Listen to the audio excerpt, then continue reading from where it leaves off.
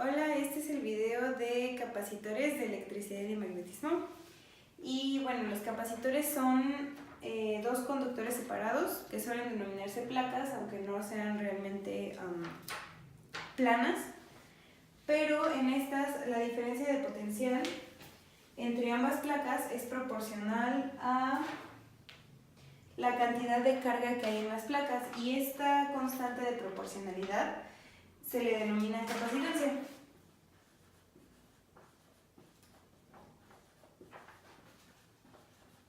La cual se define como la carga sobre el voltaje. O también se le puede, de aquí se puede deducir la fórmula de la carga, que es igual a la capacitancia por la diferencia de voltaje. Y bueno, esta capacitancia se mide en faradios.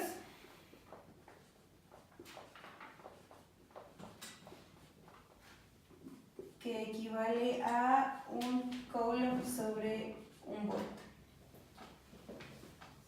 Y para esto, como mencioné, los capacitores suelen denominarse placas, pero sí existen unos capacitores que se llaman capacitores o capacitores de placas paralelas. En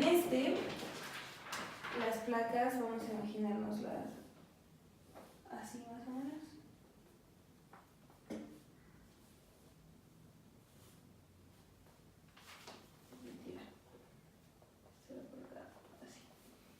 Estas son nuestras placas, donde estas tienen un área A.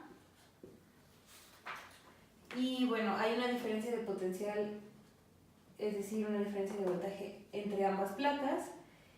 Y aquí la separación entre estas dos placas se le va a denominar V. Y entonces la fórmula para la capacitancia en las placas paralelas es igual a epsilon 0 por A sobre D.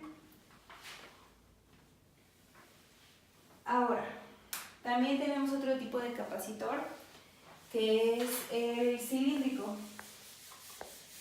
En este se toman en cuenta los campos eléctricos y tenemos un cilindro así, con un campo eléctrico, más o menos así. La distancia de este cilindro de aquí a acá es L. Y se va a tomar en cuenta el radio de adentro, que es el radio 1, y el radio de afuera, que es el radio 2. Para nuestra fórmula, en un cilindro la capacitancia es igual a 2pi epsilon 0 por L sobre el logaritmo natural de el radio 1 sobre el radio 2. No, al revés, el radio 2 sobre el radio 1. Y por último tenemos otro capacitor que igual hace uso de los campos eléctricos, que es el esférico. Pongamos que está como partido aquí. Y tenemos un radio 1 también, y un radio 2. Y aquí la capacitancia es igual a 4pi epsilon 0 por el radio 1 por el radio 2 sobre el radio 2 menos el radio 1. Y bueno, esto tiene una aplicación en circuitos, pero ¿qué son los circuitos? Los circuitos son alambres o algunas otras rutas conductoras como resistencias, los capacitores, que conectan a los elementos de nuestro circuito.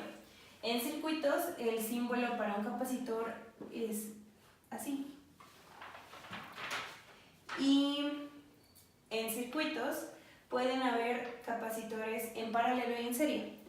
Un capacitor en paralelo, básicamente vamos a tener un circuito así. Y este está en paralelo con este. En paralelo, la diferencia de potencial a través de los capacitores, es decir, el voltaje, va a ser el mismo en el capacitor 1 que en el capacitor 2. Y, por lo tanto, la suma de las cargas en estos va a ser normal. Carga 1 más carga 2 más carga 3. Y esto va a ser igual a, de acuerdo a nuestra fórmula que teníamos que era carga igual a capacitancia por voltaje, pues la capacitancia 1 por el voltaje o por la diferencia de voltaje más la capacitancia 2 por el voltaje más la capacitancia 3 por el voltaje nos va a llevar a que cualquier capacitancia equivalente que queramos sacar va a ser igual a la suma de las capacitancias que tenemos en la operación. Así, normales. Se van a sumar 1, 2, 3, 4. En el caso de que los capacitores estén en serie, en un circuito, es decir, que tengamos nuestro circuito así y tengamos un capacitor aquí y otro acá. La carga es la que permanece constante, o sea que la carga va a ser la misma en el capacitor 1 y en el capacitor 2. En paralelo, el voltaje es el que permanece constante, aquí es la carga la que permanece constante. Por lo tanto, B va a ser igual a Q sobre el capacitor equivalente o la capacitancia equivalente, y entonces aquí va a ser el inverso, va a ser 1 sobre la capacitancia equivalente va a ser igual a la suma de nuestros datos, pero va a ser la suma del inverso de nuestros datos. Esto vamos a ejemplificarlo un poco más ratito con un ejemplo. Y por último, bueno, vamos a pasar a cuáles son las fórmulas cuando hay un dieléctrico, es decir, cuando hay algo que conduzca cargas dentro del espacio entre, por ejemplo, las placas paralelas.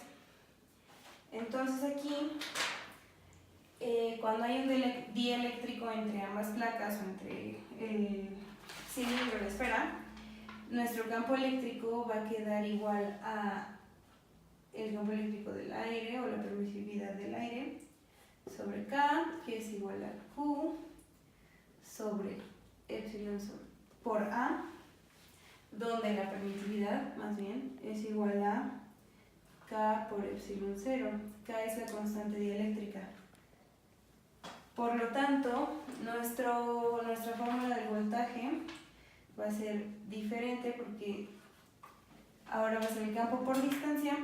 Esto va a quedar como Q por D sobre K epsilon 0 por A. Y nuestra fórmula para la capacitancia va a ser la constante dieléctrica por epsilon 0 por A sobre D. Y esto es igual a la constante dieléctrica por la capacitancia del aire. La constante dieléctrica depende del dieléctrico que tengamos en medio. Si es el aire, es un dato que me parece que es 1.0054 o algo así.